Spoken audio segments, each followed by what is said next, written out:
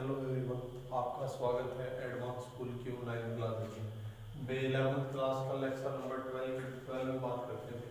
हमने अब तक क्या पढ़ा था भाई? एवरेज एटॉमिक मास वगैरह, रियल एटॉमिक मास पढ़ा था। क्या पढ़ा था भाई? Real atomic mass. लेकिन हम अब किसकी तरफ जा रहे हैं भाई? एक्चुअल एटॉमिक मास की तरफ, यानी एब्सोल्यूट एटॉमिक मास को पढ़ेंगे भाई। ठीक है, अब देखो बात करते हैं कि कैसे होता है। अब एटॉमिक मास को पढ़ा है कि एटॉमिक मास क्या है कि number of times an atom of one element is heavier than the 1/12 part of an atom of carbon 12। Carbon 12 का आइसोटोप का एक एटम है और उसका भी क्या लेना हमने 1/12 पार्ट। क्या लेना अब इसको 1/12 पार्ट। तो इसका जो 1/12 पार्ट लिया है एटम का, इससे कोई किसी भी एलिमेंट का एटम कितना टाइम्स हेवियर है उसको क्या बोला था हमने? Atomic mass. क्या बोला था? Atomic mass. फिर से सुनो भाई, ये कार्बन का एक एटम है, इसका 1/12 पार्ट लिया गया, 12वां हिस्सा लिया गया, उस हिस्से को उठाया गया और उस हिस्से की कंपैरिजन किसी भी एलिमेंट का एटम उससे कितने टाइम्स हैवियर है उतना ही उसका क्या होगा? Atomic mass. क्या होगा उसका? Atomic mass.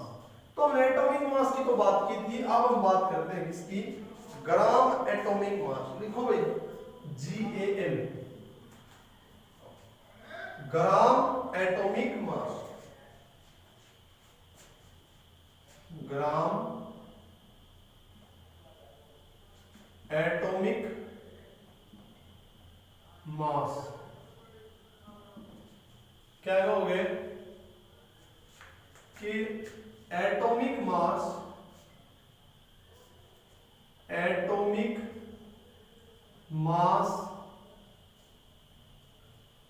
एक्सप्रेस्ड इन ग्राम।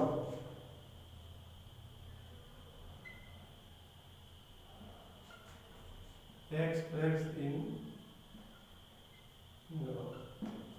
भाई एटॉमिक मास को हम ग्राम में एक्सप्रेस करेंगे तो उसको क्या बोलेंगे? Gram atomic mass. ठीक है भाई।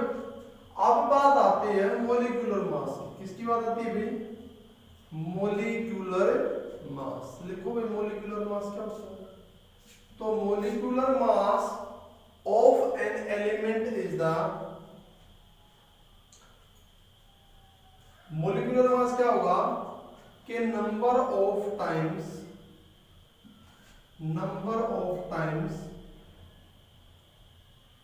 a molecule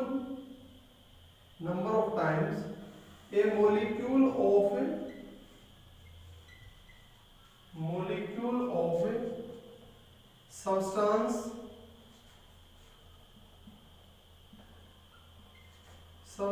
is heavier than 1/12 mass of carbon 12। Carbon 12 है आइसोटोप, उसका एक एटम और उसका भी 1/12 पार्ट, उससे किसी एलिमेंट का मॉलिक्यूल, एक मॉलिक्यूल कितना टाइम्स हैवी है वो क्या हो जाएगा भाई? उसका मॉलिक्यूलर मास। क्या हो जाएगा? Molecular mass. अगर इसकी जगह एटम रख लेते हैं तो वो क्या होता था? Atomic mass. फिर मैंने किसकी बात की थी? ग्राम एटॉमिक मास यानी GAM की। किसकी? GAM की, जो कि हम इसको ज्यादा यूज करेंगे। ठीक है, और फिर से बताता हूं कि एक कार्बन का एटम है, उसका 1/12 पार्ट को मैं क्या बोलता हूं? 1 AMU, एटॉमिक मास यूनिट, जिसको मैं डिफाइन किसके साथ करता हूं? म्यू से, यूनिफाइड यूनिट से। ठीक है भाई। अब मैं बात करता हूं, ये तो हुआ मॉलिक्यूलर मास, अब होगा gram molecular mass. Gram molecular mass तो इसमें क्या लिखोगे भाई, मोलिक्यूलर मास,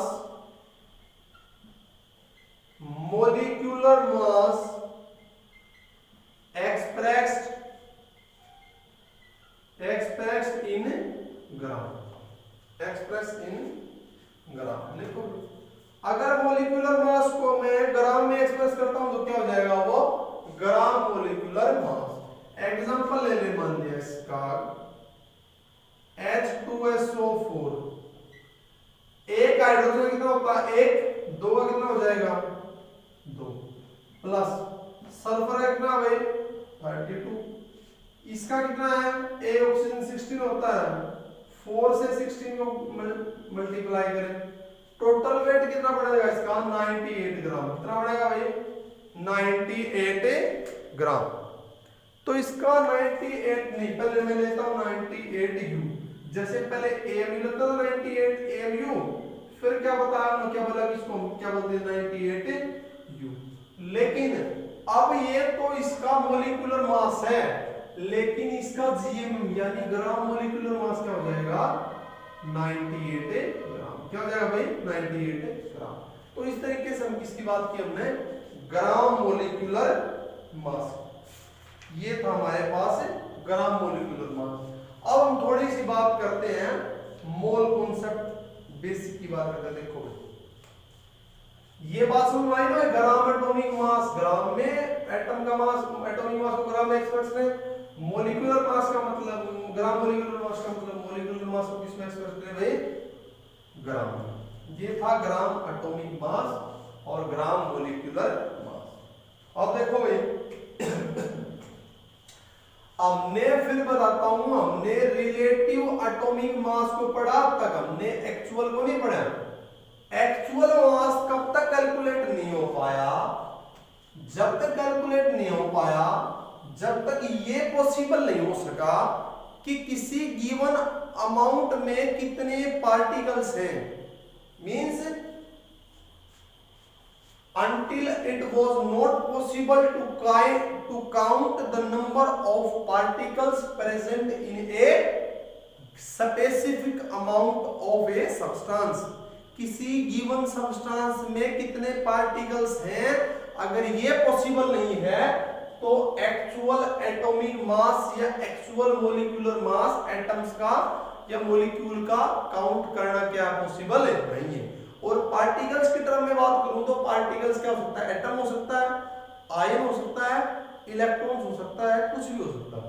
तो बताओ इसका मतलब ये प्रॉब्लम किसने सोल्व की भाई, एवोगैड्रो ने। किसने एक्सप्लेन की है, किसने बताई, एवोगैड्रो ने। उसने क्या बात की, उसने काउंट किया कि किसी डेफिनेट क्वांटिटी सब्सटेंस में कितने पार्टिकल्स हैं, यानी कितने एटम हैं और कितने मॉलिक्यूल्स हैं। तो एवोगैड्रो ने एक संख्या दी हुई जिसका नाम था, जिसको बोलते हैं NO, Na क्या बोलते हैं, Na, एवोगैड्रो नंबर। ये होती है 6.022 into 10 raised to power 23। लिखो भाई, इसको बोलते हैं Na मींस एवोगैड्रो। अब एवोगैड्रो की एक डेफिनेशन लिख लेते हैं, क्या है एवोगैड्रो की डेफिनेशन, ये है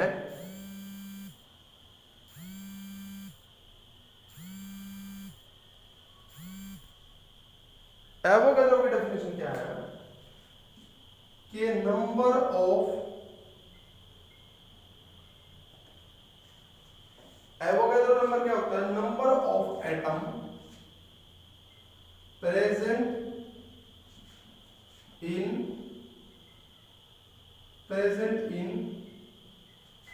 1 gram atom of substance if, ये मोल की डेफिनेशन है इसकी भैया, मोल की, सॉरी मोल किसकी है, मोल की। और मोल में कितने पार्टिकल्स होते हैं, इतने होते हैं। तो number of atom present in 1 gram atom of substance if substance is atomic, if substance is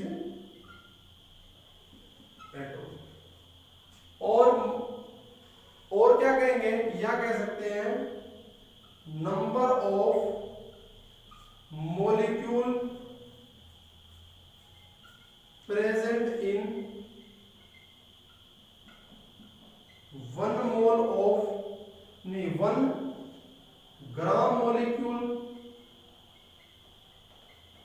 1 gram molecule of 1 gram molecule of substance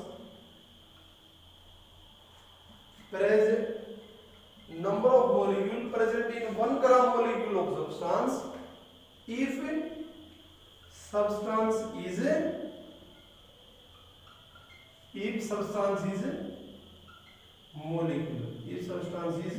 molecular तो भाई अब क्या करो तुम ये बताया इसको याद करो अगले लेक्चर में इसको अच्छे तरीके से एक्सप्लेन करते हैं फिर से बताता हूं number of atom present in 1 gram atom of substance if substance is atomic and number of molecule present in 1 gram molecule of substance if the substance is molecular और याद रखना भाई 1 gram atom का मतलब ये क्या होता है मोल क्या होता है भाई ये मोल होता है ठीक है और ये किसकी डेफिनेशन थी एवोगैड्रो नंबर किसकी डेफिनेशन थी भाई एवोगैड्रो नंबर क्या होते हैं कितने एटम 1 ग्राम एटम में प्रेजेंट होते हैं वो भी एवोगैड्रो अगर सब्सटेंस एटॉमिक फॉर्म में कितने मॉलिक्यूल 1 ग्राम मॉलिक्यूल में प्रेजेंट है if the substance is molecular ठीक है भाई इसको करो भाई फिर आगे डिस्कस करते हैं थैंक यू वेरी मच